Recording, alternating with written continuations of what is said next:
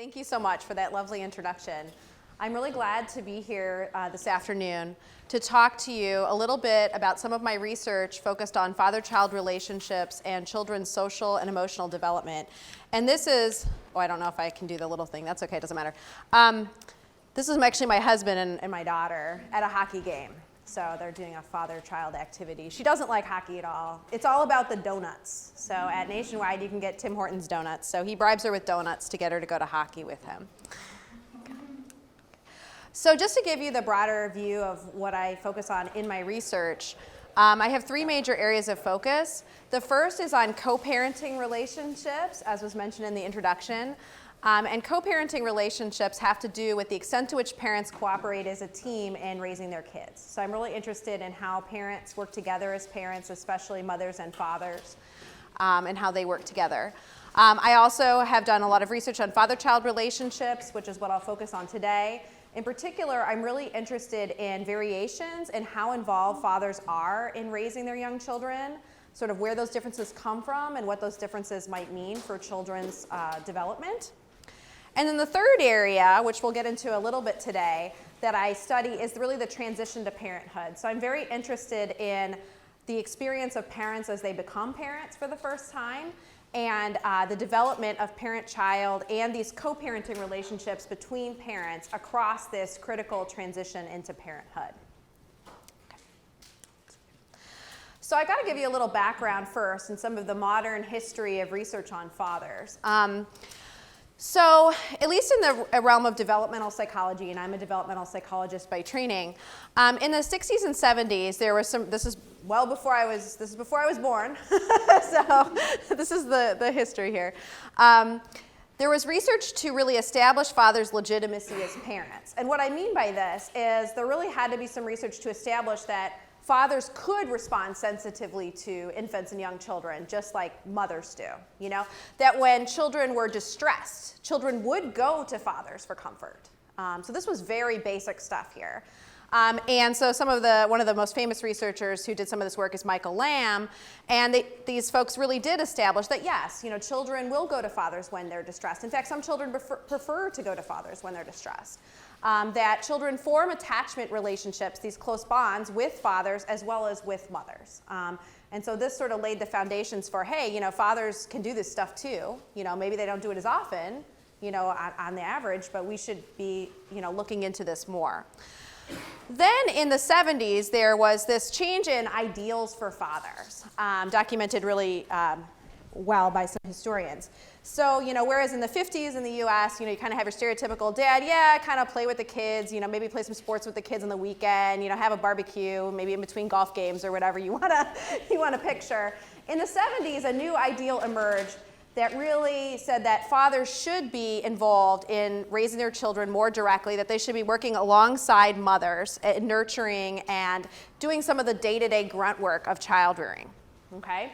So as that sort of arose in the culture, researchers followed suit, and they started to study a lot how involved in terms of time fathers were in this day-to-day work of raising children. So there became a lot of research on father involvement and how much time fathers were available to and spending with children. And then also following up on that, starting in the 90s and continuing to the present day, a lot of research on how much time fathers spend with their children and available to their children is related to children's development. Like, does it matter for children's development? More recently in the literature, we've kind of come back to a focus on the quality of relationships between fathers and children. You know, so not just amount of time or is the dad there, but what's the dad doing with the child when he is there? What's the quality of those interactions? Because arguably that's probably most important for children's development, you know, not necessarily just the amount of time, right? Okay.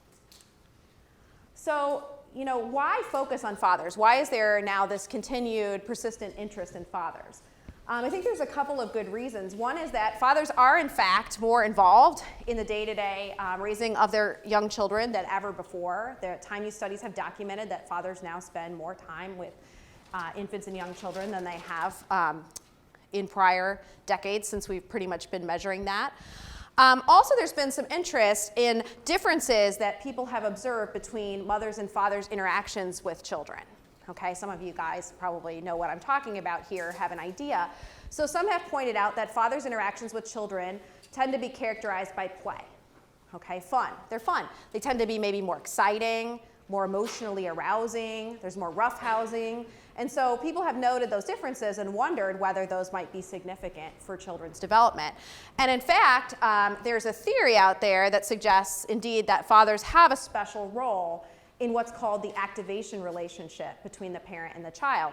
So whereas mothers might serve more typically the function of being like a safe haven or a secure base, to use the language of attachment theory, for young children, so they can go when they need comfort, they can feel secure, that fathers might play a special role in this activation relationship in terms of encouraging children's exploration of the outside world and kind of pushing them out there a bit, you know, and getting them to interact with the world in ways that will facilitate their development and learning.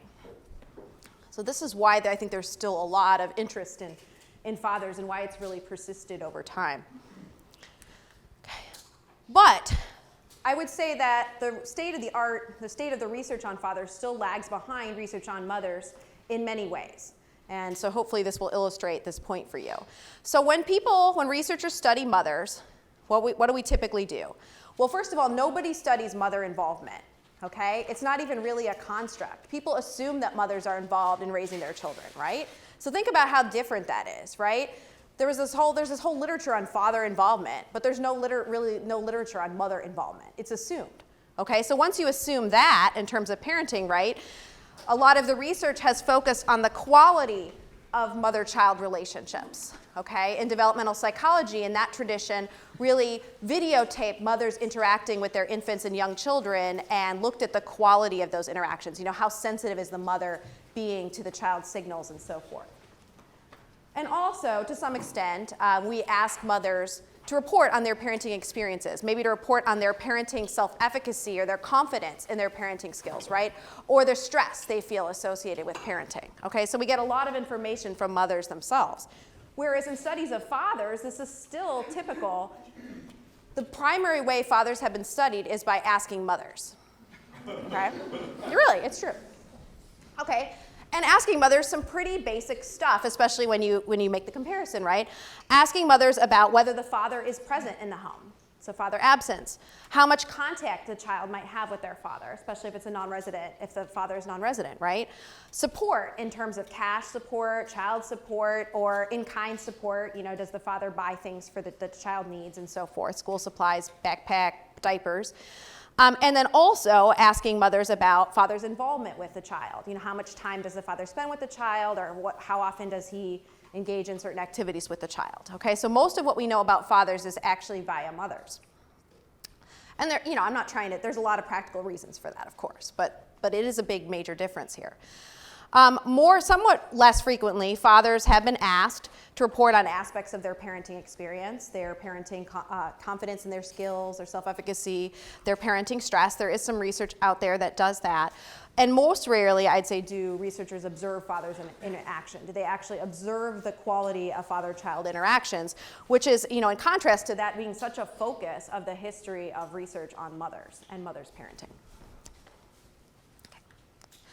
So the approach that my collaborators and students and I have taken in our work is to try to be more equal when it comes to measuring mothers' and fathers' parenting. So we measure multiple dimensions of parenting: involvement, amount of time, and the quality of interactions for mothers and fathers. We give fathers the opportunity to report on their own parenting experiences, just as we ask mothers to do so. We use multiple measures, so we use surveys, time diaries. I'll explain what those are in a little bit, but those get you good, accurate estimates of the amount of time parents are spending in various activities with children, and observations of mothers interacting with children, fathers interacting with children, and so forth. And we also, I think, something that's unique to our approach is that we recognize that father-child relationships, and mother-child relationships for that matter, don't really develop in a vacuum, that they're typically part of a larger family system of relationships. And so in addition to observing fathers and children interacting together, we also place a lot of emphasis on observing mothers, fathers, and children interacting together. And that co-parenting relationship between the parents, how supportive they are of each other's parenting versus in conflict or at odds with each other, is a critical piece of that. So today what I really want to focus on are 3 studies that my lab has produced. The first is concerned with understanding the implications of fathers' early involvement with their children in infancy for children's subsequent social emotional adjustment in toddlerhood. So still looking very early. And a lot of research on fathers too isn't done in infancy and early childhood. You know, it's done with older kids. Because the assumption is that fathers are more involved when kids get older. There is some evidence for that. But like I said, they become more involved over time, even with infants and young children.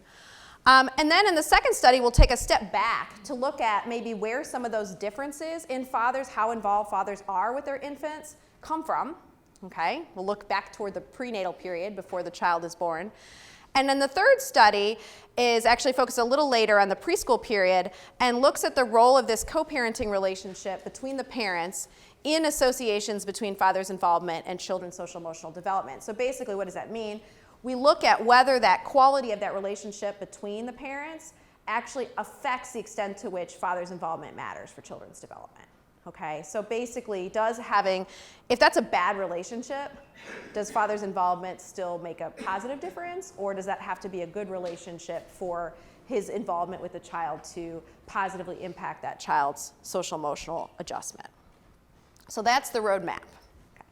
And you guys, if you have clarifying questions, please ask me. It's okay. I mean, longer discussion questions, we should probably wait till the end, but you can ask me if something doesn't make sense.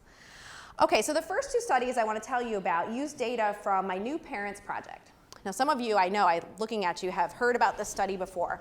I'm not going to give you too many details, but this was a study of nearly 200 couples who were expecting, and these were all mother-father, male-female couples, who were expecting their first biological child in 2008 and 2009.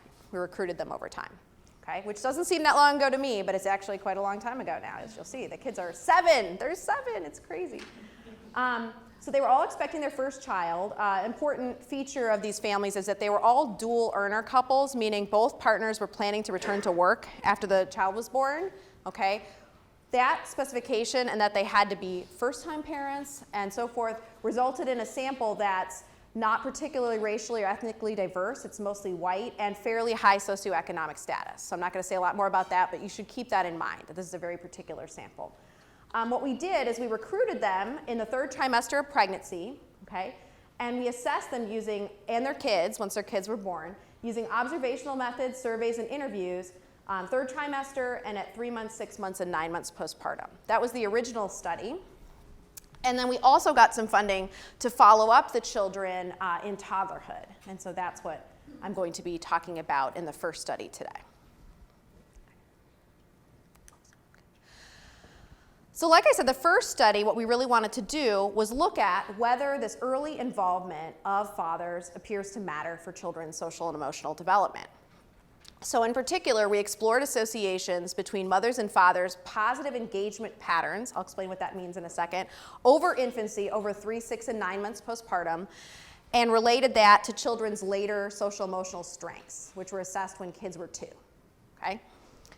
The variables we looked at, for those of you who are more, data analysis oriented people, in the 3rd trimester, forget that. The independent variables were maternal and paternal positive engagement, the amount of time mothers and fathers spent in positive engagement activities on work and non-work days. Remember, they were all working parents, measured at 3, 6, and 9 months postpartum via these time diaries. I'll give you an example in a second. And then our dependent variable was toddlers' attention, compliance, empathy, and mastery motivation measured at approximately 24 months of age via mother's reports. Okay, so basically, how well is your toddler functioning in these different important areas of social and emotional development? Okay, so what's a time diary? How did we get these estimates of what parents were doing with their babies, right? Okay, basically, we tortured the parents in our study. We really did. We tortured them. We asked them to complete these very detailed 24-hour paper diaries where they were supposed to write down everything they did, who they were with, the duration of the activity, whether they involved the child, whether they were doing anything else at the same time. So we got this very, very detailed data. I mean, down to like 5-minute increments, very, very detailed data. And we asked them to do this kind of diary for a work day, a day in which they were engaged in paid work, and a non-work day. at 3, 6, and 9 months postpartum. So we had this for mothers, separately for mothers and fathers. And so here's an example. And what we could do then is we used a coding scheme to take the activities that parents reported and categorize them into different, some are parent, we have categories of work-related activities. We have categories of personal care, I was taking a shower, related activities. So we have all sorts of information. But what we focused on here were these positive engagement activities. When parents reported doing one of these things with their child, reading, playing with the child, creating arts or crafts with the child, talking and listening to the child, or soothing and holding the child, okay? So these are activities, it's not just amount of time with the child, period, but amount of time spent in activities that should be promotive of the child's development, okay? And from these coded diaries, we were able to get a total number of minutes on work days and non-work days at 3, 6, and 9 months postpartum that each parent spent in these activities. Okay. Okay, so here, first what we wanted to do is just look at what did the amounts of time look like? How much time were parents spending in these activities, and how did that appear to change over the first 9 months of parenthood? And so it's a little hard for you guys to see, but I'll give you the highlights. First of all, both parents, mothers and fathers, significantly increased in the amount of time they spent in positive engagement activities from 3 months to 9 months postpartum. And if any of you have had a baby, had a child, you know why this is. Because they become more interesting, they can do more stuff. From 3 months to 9 months, there's some big changes. So it makes sense that they would be increasing, like reading a board book or doing more talking, from 3 months to 9 months. Yes? Were there any, what differences were there in the amount of time the mothers took off from birth to? That's a really good question. In these data, we looked at both work days and non-work days. So if the parent wasn't working at that time at 3 months, which some of the parents weren't yet back at work. It was about 50 moms who weren't back at work and about 3 dads who weren't back at work at 3 months postpartum. If they weren't working, they didn't complete a workday diary, so they're not in there. I don't know exactly the direct answer to your question, but I think it's a good one about how that relates to these potential differences. But at least that gives you the lay of the land. Now, all the moms, nearly all of them were back to work by 9 months, but not yet at 3 months. Mothers spent significantly more time in positive engagement activities with children than fathers did on both work and non-work days. Okay, so that's pretty consistent in the literature, even in dual earner families. Like I said, he pointed out that could have been in part because of longer leave periods taken by mothers, but mothers spent more time than fathers, and parents spent more time on non-work days than on work days, which I think makes sense, right? Okay. So that's just the general picture. But then what we were able to do is look at those initial levels of positive engagement, how much time mothers and fathers were spending with their infants in these developmentally appropriate activities at 3 months, and then also the trajectory, the change. So everybody was going up, but some people went up steeper, right? Some people didn't go up as much over time. There were differences between mothers and fathers in those slopes, is what we would call them, basically. We were able to look at how those factors predicted the toddler's social emotional adjustment at 24 months. And we had some interesting results. We found that mother's initial level of positive engagement predicted greater toddler attention and mastery motivation at 24 months. So basically, when mothers spent more time at 3 months postpartum in those positive, developmentally appropriate activities, their children had greater sustained attention, the ability to kind of pay attention for a long period of time at 24 months, and they were more persistent, like they kept going in the face of challenges. For fathers, though, it wasn't the initial level, which I think is really interesting. It wasn't the initial level, but it was the change over time. So when fathers increased, it was the slope. When they increased in positive engagement over time, toddlers showed greater attention and mastery motivation when they were 2. Okay? So for mothers, it seemed to be the initial level. For fathers, it seemed to be the increase over time. So does that suggest fathers should do very little at the beginning? Oh, I don't think so necessarily, no.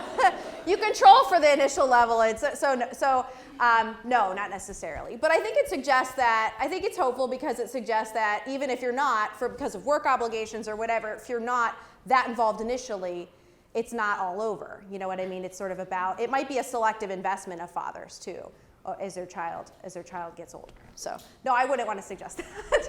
Yes? So with the results of the mother initial Yeah. and the father increase, was it the same level that predicted greater toddler attention for both, or was one higher than the other? Yeah, the mothers were higher than the fathers, Okay. consistently. So that could also be part of it. I mean, the fathers are coming up maybe to a more, I'd have to look at the data to know that for sure, but both mothers and fathers are going up. But the benefit to the child was greater with the mother's initial than with the no, father's no, initial. not necessarily. It's about the same? Yeah, Okay. we don't know that there were any significant differences in the benefits there. Yeah. Okay. Questions? Okay. So we have some evidence that these differences in positive engagement with children by fathers may matter for children's development. So we used data from the same study to take a step back, and we wanted to figure out, well, where do these individual differences, some fathers are more involved than others, some are increasing their involvement, at a faster rate than others, right? So where do they come from? Where do these differences in parenting time come from? And we asked the provocative question about whether there are differences between mothers and fathers even before the baby actually arrives. So if you haven't seen this before, be prepared to have your mind blown a little bit. It's a little goofy.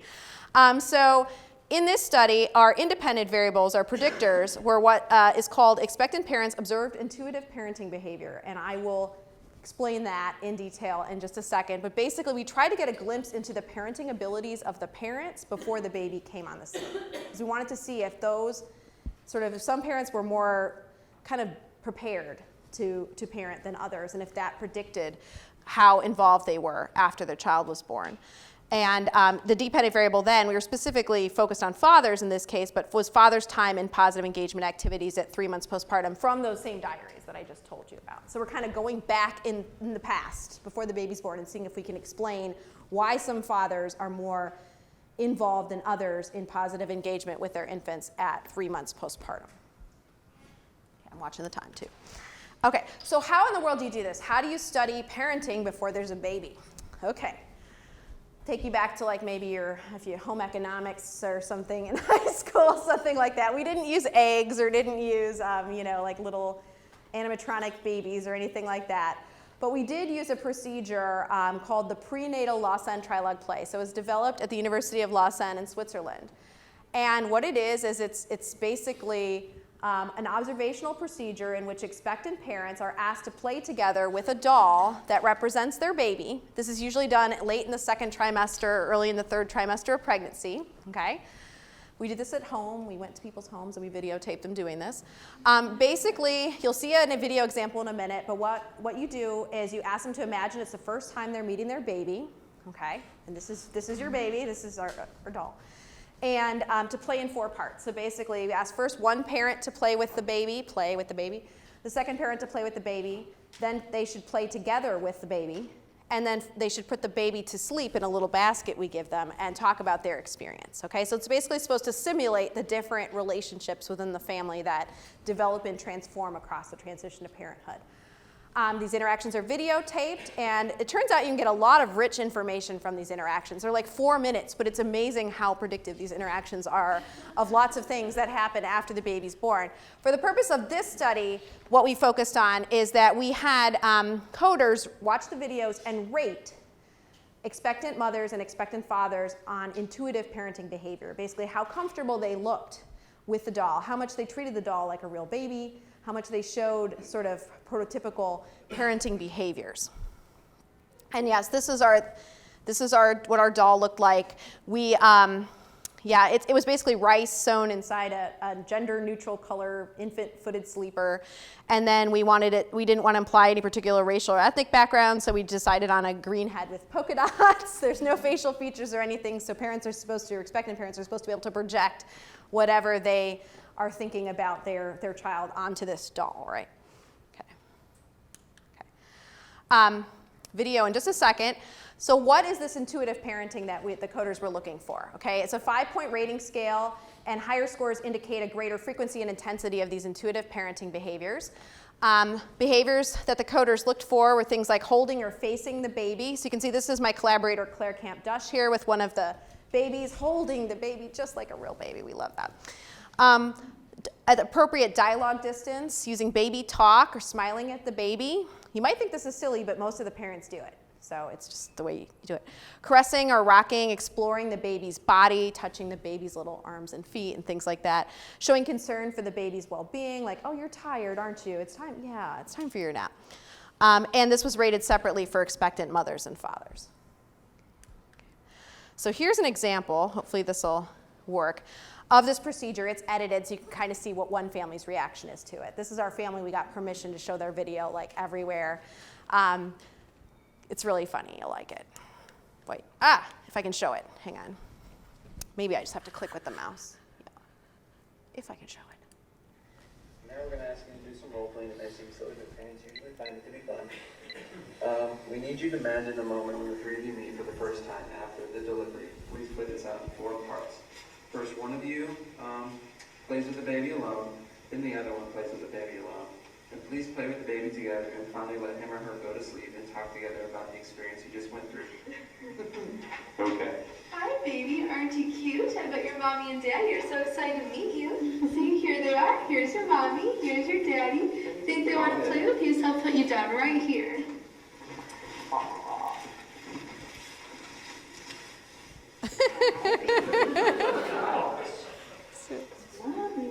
See, look at holding the baby,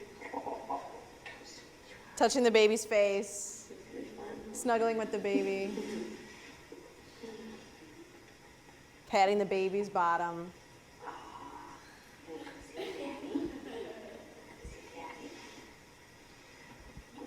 Oh, yeah, that's my boy. So you think it's Jacob? Yeah, it's Jacob. Oh, what a good baby. Fat baby. Quick, get it. Baby. Here's your mom, boy. Here's your boy. Yeah. In 3 weeks we'll be playing with the baby. That's right. They're so cute. Oh, is he ready for his nap? Sure. She's ready for She's that. ready for her nap. Aww. You happy, baby? Yeah. Very.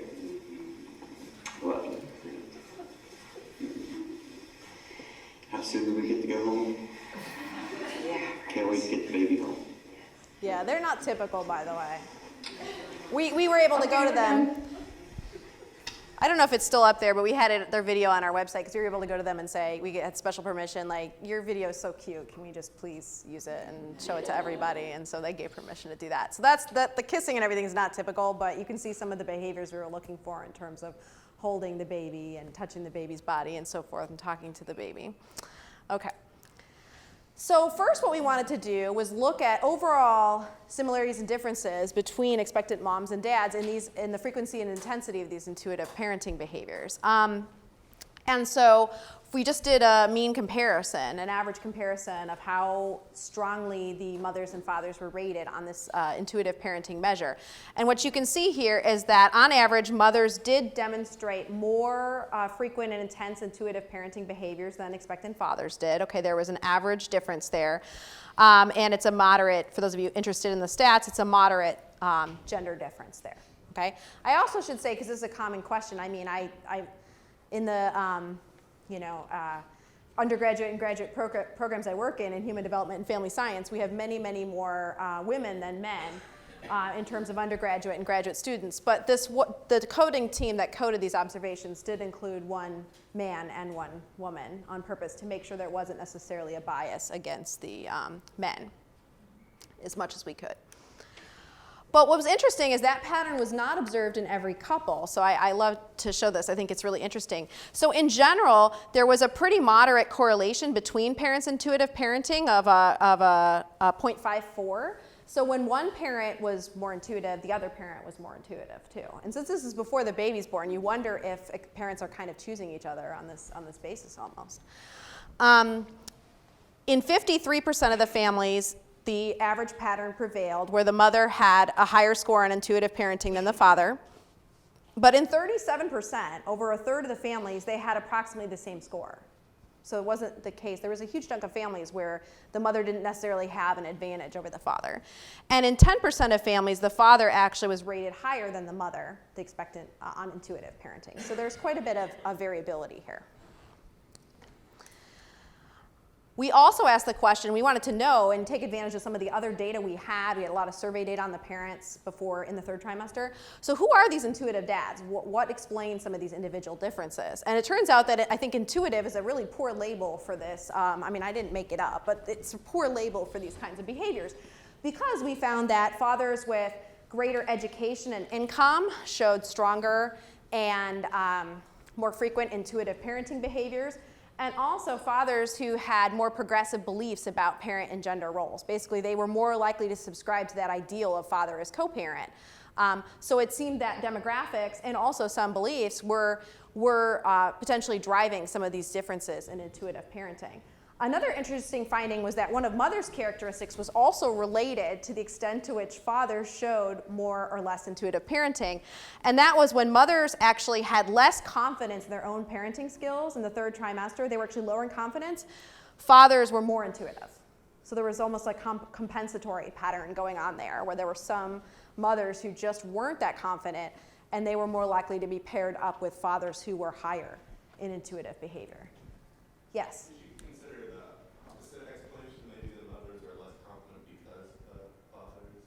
It certainly could be true. I mean, we don't really know. We can't really know. But I do know that they haven't had any parenting experience yet.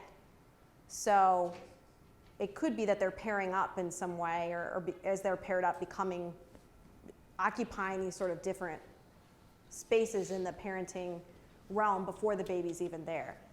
Yes. This may be a discussion after this. Oh, it's okay. Were any of these studies with multiples where fathers are thrust into the role where you have two or more children at the same time? No, these were not non-multiples. So they would have known ahead of time, and we excluded parents of multiples in this particular study. So no, that would be, I'm assuming, a much different experience. Oh, we did. Yeah. Yes. Did you measure Sorry. fathers' confidence in their parenting? Yes, and it wasn't associated with their observed intuitive parenting. Yes. Did you include questions about their parents' parenting?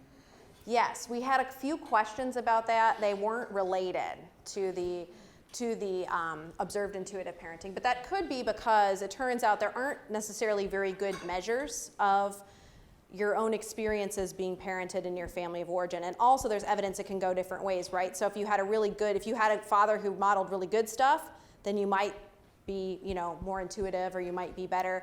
But sometimes there's also this compensatory pattern where fathers who didn't have a very strong, presence of their father, was not very involved in parenting, compensate for that. So it's maybe hard to find a straightforward association. We looked for it in our data. What I wish I had had was more general information on how much experience these dads had with children prior to becoming expectant parents. And we do not know that. Yeah, I guess that's my question. Yeah. Where is the confidence or lack of confidence coming from? Sure. We didn't really assess that. No, I wish we had asked that. I wish we had asked them if they had experience with younger siblings, or I wish we knew that. I don't think there are a lot of studies out there that have really good data on that. But because we can look at the confidence, but where is it coming from? Is it real, it's their perception, that could be important anyway, but maybe they're overconfident, or maybe they're selling themselves short, or maybe, there's a lot to think about there. Okay, and the last part of this study was to look at, do these observed behaviors with the doll, it seems a little silly, right? But do they matter for fathers' actual involvement with their infants after their children are born, right? And interestingly, we found that there was no significant, it wasn't statistically significant, it was in the right direction, but not statistically significant, straightforward link between fathers who were more intuitive, showed more intuitive behavior in the third trimester, showing, spending more time engaged with their infants at 3 months postpartum. But we did find a statistical interaction between fathers and mothers' intuitive parenting in the third trimester in relation to the amount of time fathers spent in positive engagement with their infants at 3 months postpartum. What does that mean? It's a combination of mothers and fathers, okay? So dads spent most time engaged in these positive activities with their infants when they had high intuitive parenting, so they were well prepared, they looked well prepared from the videos, right? And moms had low. okay? So what does this mean? It means that I think if moms have high and dads have high, that somehow moms trump dads, you know? Either because of ingrained gender roles, or maybe moms are, some moms are hesitant to relinquish, interactions with the baby to dads. Okay, so it seemed like a dad's intuitive parenting mattered, but only if mom's was lower in a relative sense. Interesting. Okay. Just want to make sure we have a little more, enough time for discussion, so I'm going to fly through this one pretty quickly. The third study I wanted to tell you about takes a step further in looking at the role of fathers' involvement in children's social emotional development. And fast forward a little bit to the preschool years, not older kids. I study mostly kids 5 and under, but in the preschool years. And data came from a different study. To be brief, it was a study of mothers, fathers, and their preschool-age children. And it started when the kids were 4 and followed them for a year till the kids were 5, okay? And basically, I'm going to do this pretty quickly, I think. What we wanted to see here was whether it mattered, this quality of the relationship between the parents with respect to parenting, this co-parenting relationship, made a difference in the extent to which father's involvement mattered for children's development, okay?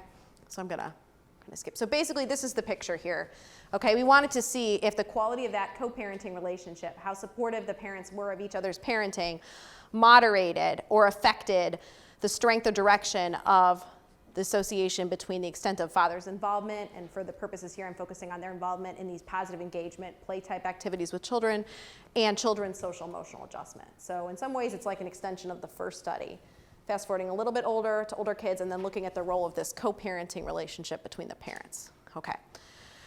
So basically, without getting into a lot of analytical detail here, what we found is that the quality of that co-parenting relationship was critical, okay?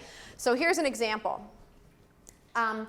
When fathers were more frequently involved in play activities with their kids, in this study it was measured with a survey, things like tossing the kid up in the air, roughhousing, playing inside with toys, taking them to the park, like doing things like this.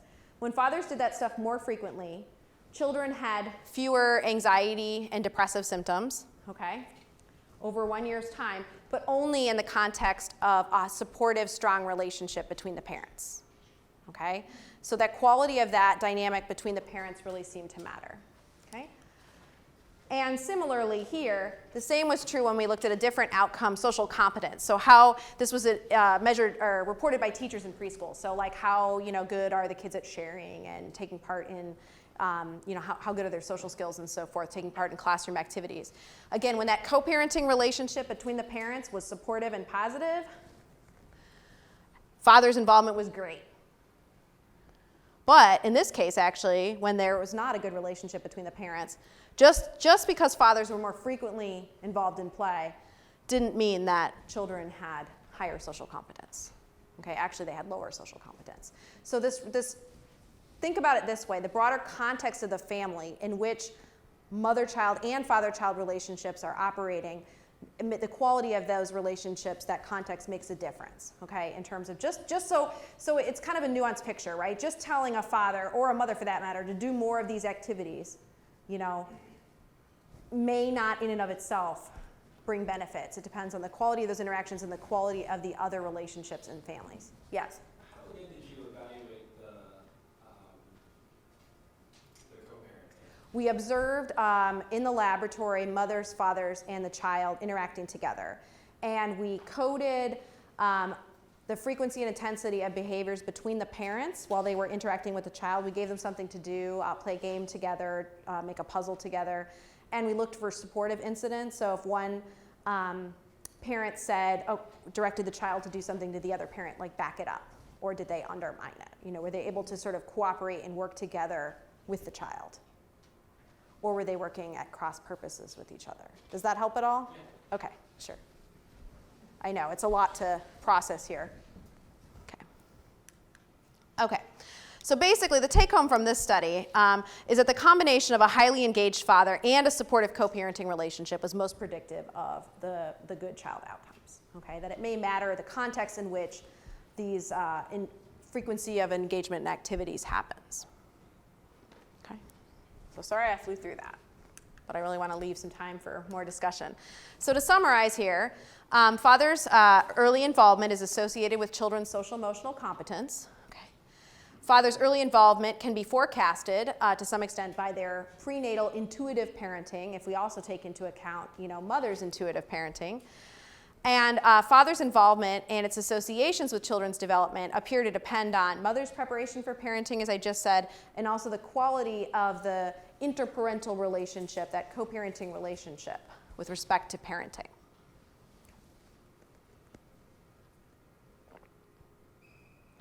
Okay. So a couple things I wanted to raise before I sort of tell you what I'm doing now and what's happening in the future. Even though I'm glad that some of my research and that of others has, I think, contributed to our understanding of fathers and their roles in children's development, there are a number of persistent challenges in studying fathers that I think have hindered progress to some extent. So the first is that if fathers' parenting differs from that of mothers, right, as I explained at the very beginning, is it actually appropriate to measure mothers' and fathers' parenting in the same way? Okay, this is a really important question, right? Now, I think the issue is what we've tried to do is measure them in the same way, because if you don't ever try to measure them in the same way, you won't know to what extent they're similar or different, or you won't know if that works or not, right? But others have taken the approach of just trying to measure mothers and fathers in completely different ways. And there's really no consensus on what sort of the right approach is to take there, okay? The second point is whether, from the research we've done so far, we can conclude that fathers make unique or very important contributions to children's development. And maybe you don't think there's a difference there between unique and very important, but I think there's a critical difference. If fathers make unique contributions, what we're really saying is that fathers do something that mothers can't or don't do. Okay?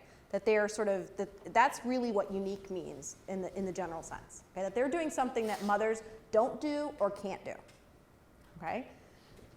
Other scholars have tried to stay away from the word unique and instead use terms like very important contributions, which really means that once you take into account the contributions of mothers, fathers make additional contributions over and above. So if you're statistically inclined, you can think that fathers explain additional variance in children's outcomes above and beyond mothers. Okay? But in the very important sense, any loving adult could probably make additional contributions to children's development above and beyond that of mothers. It doesn't have to be a father, right? So you can think, I don't have an answer for this, and I'm probably not going to go anywhere near it, but but it has very important implications for the real world application of this work, right? So if you think fathers make unique contributions and you're working with children who don't have fathers in their lives, you're going to take a very different approach to working with those kids, I think, than if you think, well, maybe they're not getting, the additional support they could from another invested, loving adult, and they have other invested, loving adults, and maybe you could work with those folks, right? I think it has very different implications, and so this is, there's a tendency to want to say unique because it sounds so much more important, right? But if you say unique, you've got to have the evidence that it's really unique, that it's really different, and that this is something that mothers aren't doing too. Because we say fathers play with children, they roughhouse with children more than mothers do. Do mothers not roughhouse with children? No, that's not true. They don't tend to do it as much, but they don't not do it at all. So it's very, very tricky to say what the similarities and differences are. So I just wanted to raise that because I think it's important. Okay, so what am I doing right now? This is research that's been published for a while mostly. So one of my graduate students, Jin, who's right over there, I'm going to embarrass her and point her out, is using some secondary data from the Fragile Families and Child Wellbeing Study to extend this work to more diverse populations and to look at the involvement of resident and non-resident fathers and children's development in the context of poverty. And she's got some really interesting preliminary results that suggest that fathers' engagement is actually really beneficial for children who are in the deepest poverty in that sample. We're also collecting follow-up data on the children of the New Parents Project. I mentioned those kids are 7 now, and we're doing this with the support of the Crane Center, which I'm very grateful for, at the Schoenbaum Family Center. We're bringing families and kids back in to do a whole battery of assessments on these 7-year-olds, and with a specific focus on their social emotional adjustment, how well these kids in the early elementary school years are able to control their thinking, their emotions, and their behavior, what we call self-regulation. And so we'll be able to look at whether those kids' experiences with their parents in infancy predict their social emotional adjustment in the early elementary school years. And there aren't so many studies that have really looked that even that long term at the early roles of fathers and how they might matter later on. And then also, in relation to these persistent challenges I mentioned, I'm actually part of a group called the International Dialogue on Assessment of Dads. It's funded by the Society for Research in Child Development, and we met this summer, and we're meeting again this spring to try to work out these issues of how to best measure fathers' parenting, and how we should, when and under what conditions we should measure it in ways similar to mothers' parenting, and if there are ways in which we might need to use different measures to really capture some of the different things that fathers may be doing with their kids. Okay, and just to thank all the funders, my collaborators and students, and especially the families who participated in my research. All right, I think I left a few minutes for questions. Yes? This might actually be hard to answer, but what do you think this means for same-sex families? Well, I think it has to do with that unique versus very important. I think at this point, the evidence we have is really more on the side of very important than unique. That doesn't mean that unique couldn't be out there, but we haven't done a good job of testing that.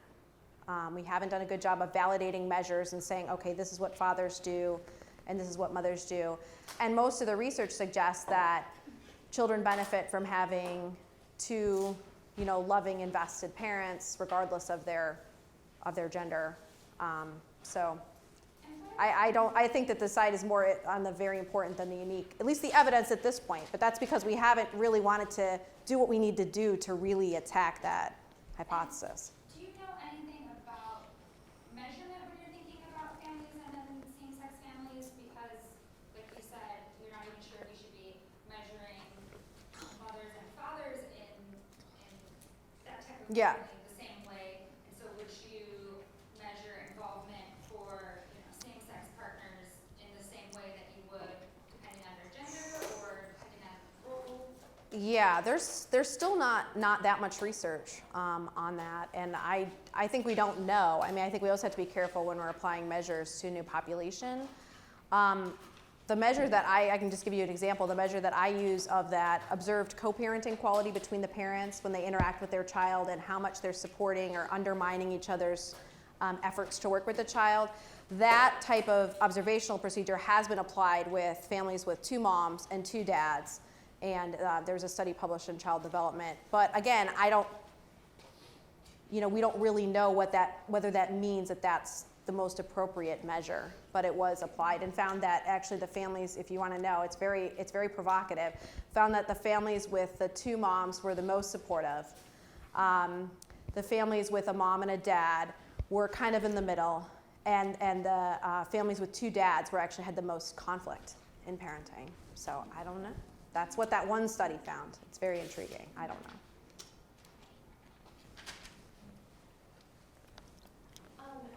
With your first study, did you find that any of the positive engagement behaviors were greater predictors of social emotional regulation?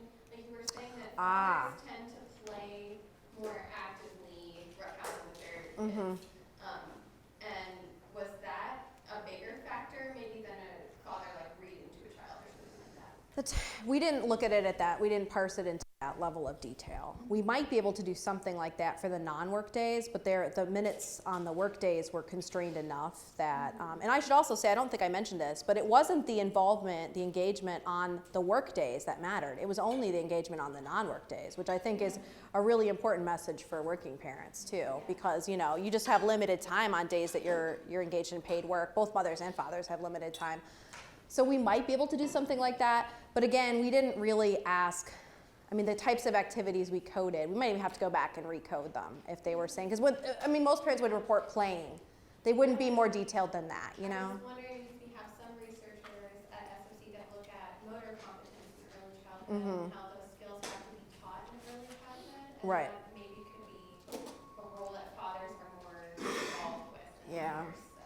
Yeah, we'd have to look back at the data to see if we could actually pick that up. I'm not sure if we could. It'd be interesting though. More questions? You have a question? So just about the last two figures you showed. Yeah. Co-parenting. Yes. So, if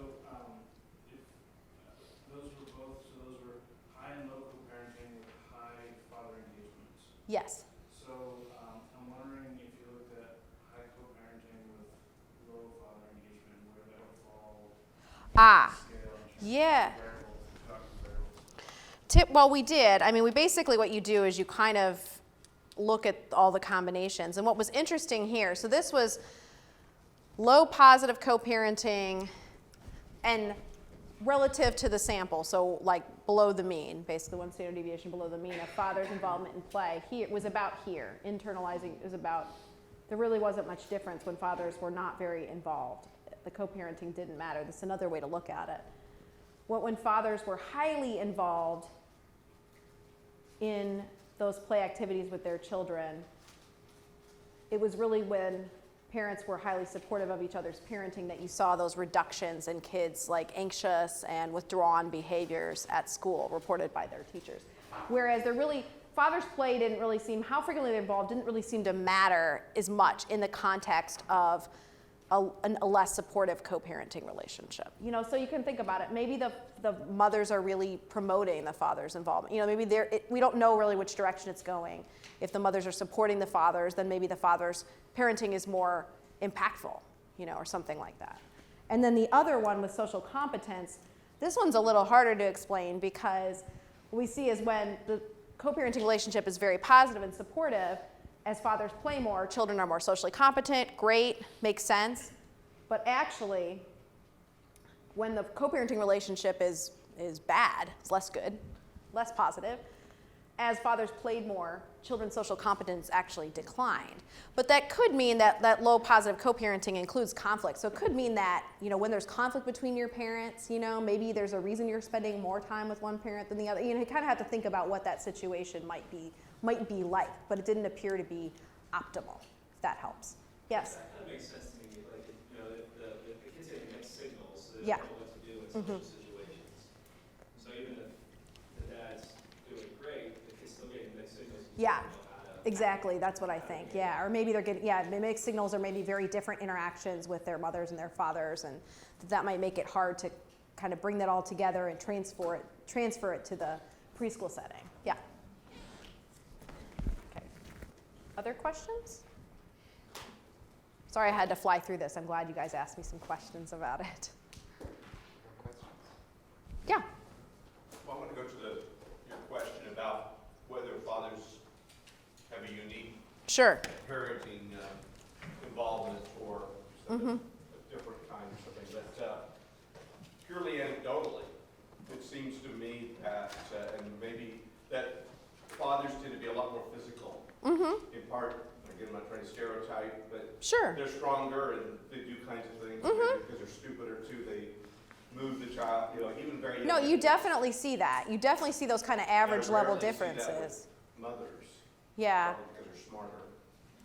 No, I think it's just, They don't risk dropping their child the same way their fathers often do. you know, no, definitely when differences are found, you know, that's the difference. That's the mean difference where you see fathers doing more of those kinds of rough and tumble, even with a baby. So it's not like you're wrestling with a baby, let's hope not, but you know, putting them up in the air, just being more physical play. You definitely see that.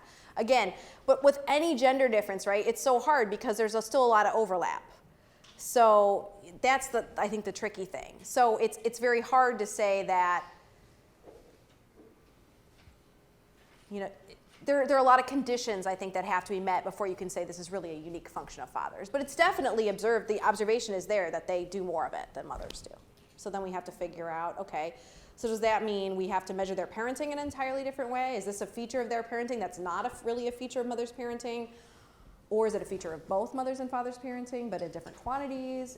And it's not just, do they do more of it, but is it more, there was one study, there haven't been many studies like this, but looked at face-to-face interactions between parents and their babies, and this was conducted in Israel, and looked at the actual peaks of emotion in the interactions, and it was so interesting because like the interaction with the mothers and the fathers was both positive, but the mothers, it was sort of more of a steady positive, and the fathers, the sort of emotional tone of the father-infant, father-baby, this was like 3-month-old interactions was like boom, boom, boom, you know, it was totally, so there definitely is a possibility out there that there's different stuff going on. We just don't have really good data yet to know that.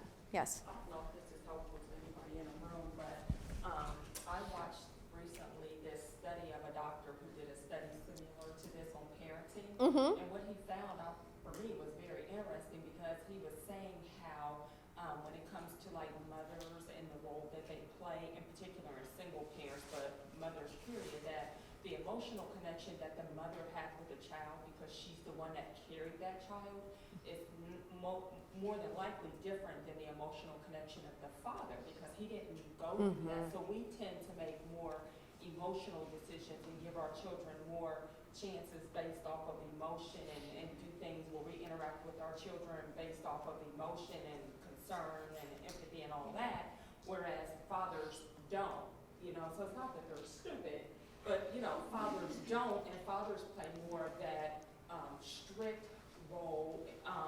And the doctor said something very interesting, and he said that the reason why that fathers do that is because one thing that mothers don't necessarily take into effect is that when you're giving your child all these chances, when they get out here in the real world, they're not going to get all these chances. And that's how things happen to him. And he was like, you know, I know there's a lot of single parents nowadays, but he was like, if it's by my choice, I don't want in particular my son, but my child's mother raising my child by themselves because they're not going to necessarily apply those strict rules and thoughts and behaviors that need to be given to that child to protect them from certain situations. So there might be these different roles now that typically mothers and fathers take. Now, you know, then where do they come from? You know, are they due to, you know, the gestational role of mothers? I don't know. You know, that's a big question. Or, you know, and that's actually something that same-sex couples could be, you know, an avenue for research to examine. So if you have two women and one of them has carried the child and the other one hasn't, do they take different, you know, what are their relationships with the child and are they different? Or is it something more about socialization of gender, the way that men are socialized and the way that women are socialized in societies? That's a really good, yeah. I mean, I think that's what, you know, something that definitely people observe and rings true. We just need, I think, more data to address it from a research standpoint. Yes? Was there any look at the sex of the children and how that related to, you know, did fathers, good or bad co-parenting, have a greater impact on a boy versus a girl, and or, you know, did the sex of the child influence the father's Yes. co-parenting? Conversely, was there any look at any of that? In this research, and in which mostly comes from data from that first project, the New Parents Project, I haven't found a lot of differences by gender of the child. But in the larger literature, that could be because I've got a pretty highly educated sample, parents who, you know, were working dual career couples, okay? They have different, you know, maybe beliefs and views about gender roles in the general population. But in the literature broadly, when a difference is found, differences aren't always found, but fathers are more involved with sons than with daughters. Okay, so you have to keep in mind, again, that's an average difference. It doesn't mean in any given family, if you have if dad has a daughter and a son, that the dad's spending more time with that son than that daughter, right? It's on average. And there's also, there's lots of provocative information out there about divorce too, that it's still the case that, you know, couples are more likely to break up or divorce if they have their child is a daughter versus a son, and there's some evidence that family conflict impacts boys and girls differently, but I haven't found that necessarily in these particular studies. And another thing that's hard is to make confident conclusions about that sort of thing, you need to have pretty big samples, right? So you have a pretty big group of families with daughters and families with sons. And a lot of this research where we do these observations, once you cut up your families into, those that had girls and those that had boys, you're getting smaller and smaller groups, and it becomes harder and harder to establish reliable similarities or differences. But there's definitely some evidence out there, and in terms of, and that fathers may believe they have a special role in parenting sons, absolutely. So, yes. Have you or will you look at, not just first-time parents, but Oh. as they have more children, do they get better at it? Do they get better at it? Yeah. Does their co-parenting relationship become better the second time around, or Ooh. does the father's involvement become increased the second time around because parenting's hard and it's survival and that kind of thing? But you Yeah. want There's surprising, in terms of research that's followed families over time and over that transition, there's surprisingly little research that's looked at the transition to a second child or looked at families with more than one child. You would think that this would be something people would study, but they don't, because it's very messy, right? Because as soon as you add additional children, you've got the gender of that child, you've got the age difference, right?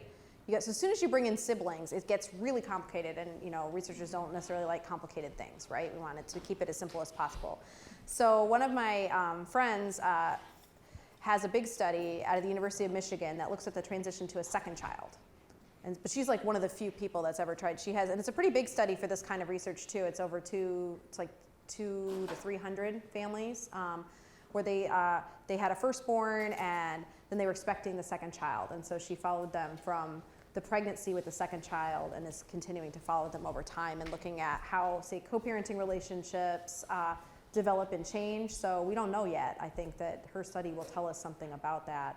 And how co-parenting dynamics affect sibling conflict, sibling relationships. It's really interesting stuff, but there's a surprising lack of research on families with, especially that follow families over time. You can get snapshots. Okay, look at these families, and these have 3 kids, and these have 1 kid, and these have 2 kids, but not a whole lot that follows people over time.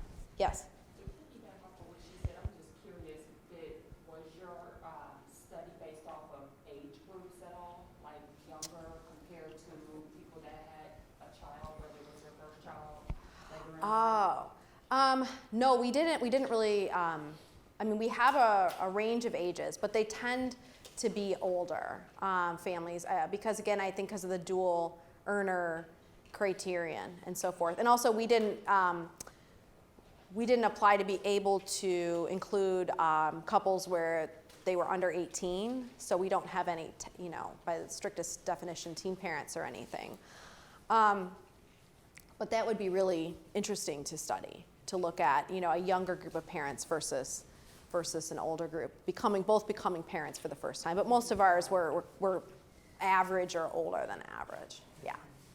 Did you control for whether or not the mother breastfed? Yes, it depends on which analysis, but we have good data on that. And in general, surprisingly, it doesn't make a lot of difference. No, it does not make a lot of difference. But also, despite their high levels of education,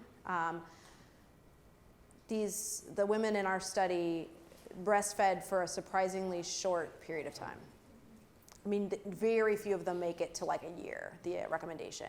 I would have thought it was a lot more, but I think it's work. I think a lot of it is going back to work, and it makes it very, very difficult. But so, once you even move beyond, especially that 3-month time point, there's really not a whole lot of nursing going on in the sample. So it doesn't make that much of a difference in terms of looking at the parent involvement and things like that. That's a very good question, and one that comes up very frequently. Okay, let's thank Professor Schoppe-Sullivan. Thanks.